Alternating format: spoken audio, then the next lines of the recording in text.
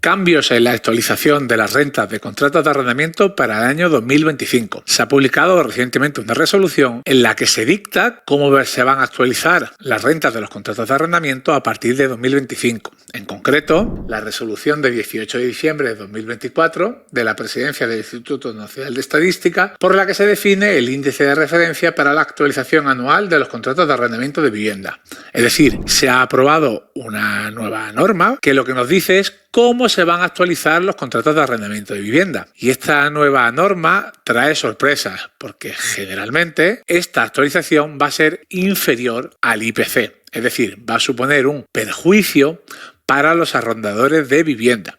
En concreto, esta norma nos dice en su artículo primero: a los efectos del artículo 18 de la Ley de Arrendamientos Urbanos, el índice de referencia que se utilizará como límite para la actualización anual de los contratos de arrendamiento de vivienda será el mínimo valor entre. Importante, nos va a dar una serie de parámetros o de valores y tenemos que coger el más pequeño de entre todos ellos. La variación anual del IPC, la tasa de variación anual del IPC subyacente y la tasa de variación anual media ajustada, elaborada según lo previsto en el anexo de esta resolución. Es decir, de estos tres parámetros, el IPC subyacente o la tasa de variación media ajustada, cogeremos al más pequeño. Importante, para los que no lo conozcáis, la diferencia entre el IPC y el IPC subyacente es que en el IPC subyacente no se tienen en cuenta los elementos más volátiles de la cesta de la compra, como pueden ser los alimentos frescos, fruta y verdura, como la energía, gas, luz, gasolina, etc. Y además, esta tasa de variación anual media ajustada, como vamos a ver, se define a su vez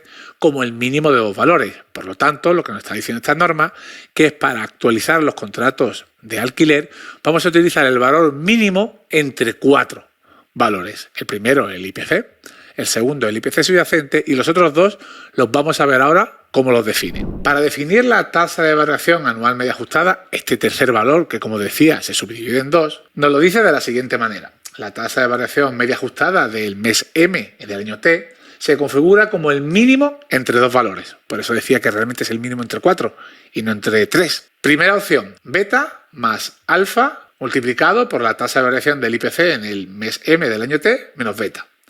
La otra opción, beta más alfa por la tasa de variación del IPC subyacente en el mes M del año 3 menos beta.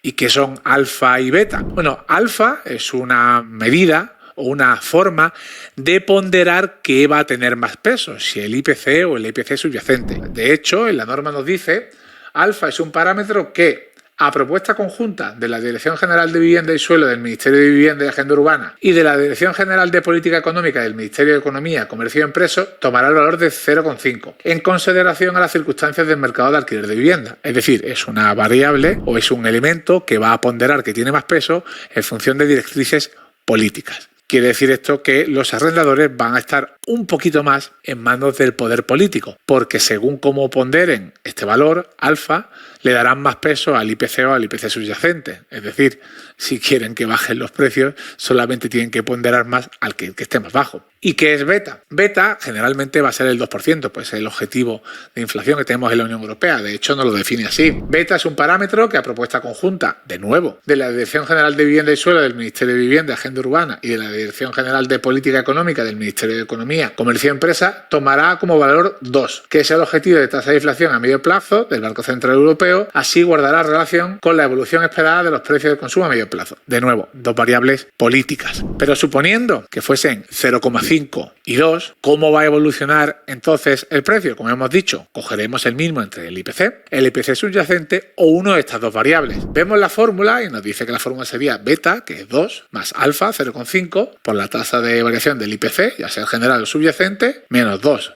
Si simplificamos esta fórmula, que la han hecho muy compleja, no sabemos por qué, o sí, tendríamos que la tasa de variación que vamos a coger sería el mínimo entre dividir el IPC general o subyacente entre 2 y sumarle 1. Con estos valores de 0,5 y 2.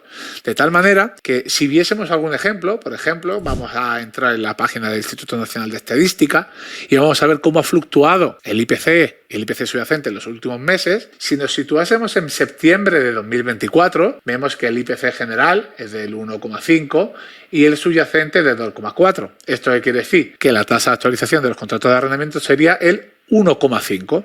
¿Por qué? Porque según esta fórmula, siempre que el valor sea inferior a 2, cogeremos ese valor. Si el valor es superior a 2, utilizaremos la fórmula del mínimo. Por ejemplo, vamos a suponer que estuviésemos en noviembre de 2024. Vemos que el IPC general y el subyacente han tenido el mismo valor. ¿Cómo calcularíamos el valor para actualizar la renta? Dividiríamos 2,4 entre 2, que nos da 1,2, y lo sumaríamos 1. Es decir, actualizaríamos en un 2,2%, por debajo del IPC general y de la inflación subyacente. Vámonos a otro ejemplo. Vamos a suponer que estuvimos en febrero de 2023, por ver un mes en que las tasas de inflación fueran altas. Vemos que la inflación general, el IPC general, fue de un 6% y la subyacente de un 7,6%. Ambos valores altos, pero no cogeríamos el mínimo, 6, sino que tendríamos que irnos a esta fórmula. ¿Con cuál? Con el valor mínimo de estos dos. Dividiríamos 6 entre 2, que me da 3, le sumaríamos 1 y tendríamos 4. Si estuviésemos en el mes de febrero de 2023, los alquileres se incrementarían en un 4%, por debajo del IPC y por debajo del IPC subyacente. Esto, como he dicho, suponiendo que los valores de alfa y beta, valores que van a ir dictando los ministerios según los criterios que ellos decidan, no varíen.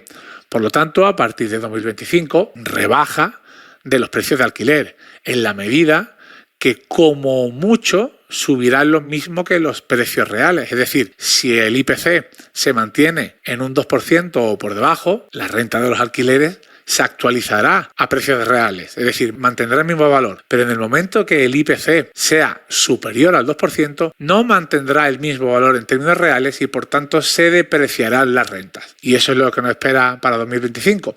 Espero que este vídeo os haya resultado útil, os haya gustado. Si es así, dadle un me gusta, suscribiros al canal y nos vemos en la próxima. Hasta luego.